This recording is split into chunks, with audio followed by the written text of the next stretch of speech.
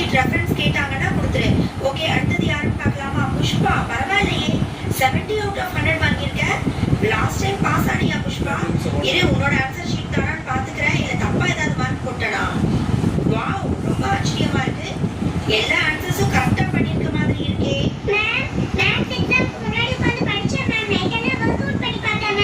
Very good. Maths எக்ஸாம்னா அப்படிதான், சும்மா படிச்சா மட்டும் பத்தாது, ஒர்க் அவுட் பண்ணி பார்க்கணும்.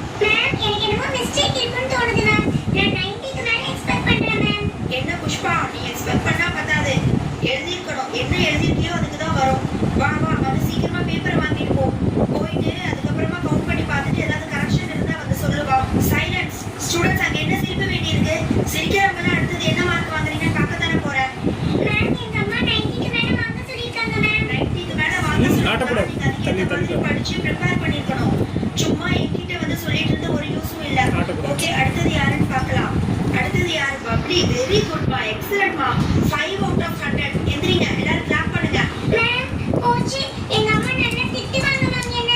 சும்மா நடிக்காதீங்கம்மா. எக்ஸாம்க்கு முன்னாடி ஒண்ணும் படிக்கிறது இல்ல. பேப்பர் கொடுத்ததுக்கு அப்புறம் 2 நாள் மட்டும் பயப்படுற மாதிரி நடிக்க வேண்டியது. வாங்கிட்டு போங்க. போன டைம் எவ்வளவு வாங்கினா?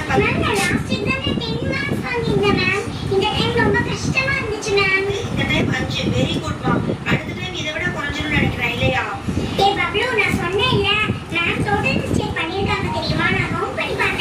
புஷ்பா தேவையில்லாம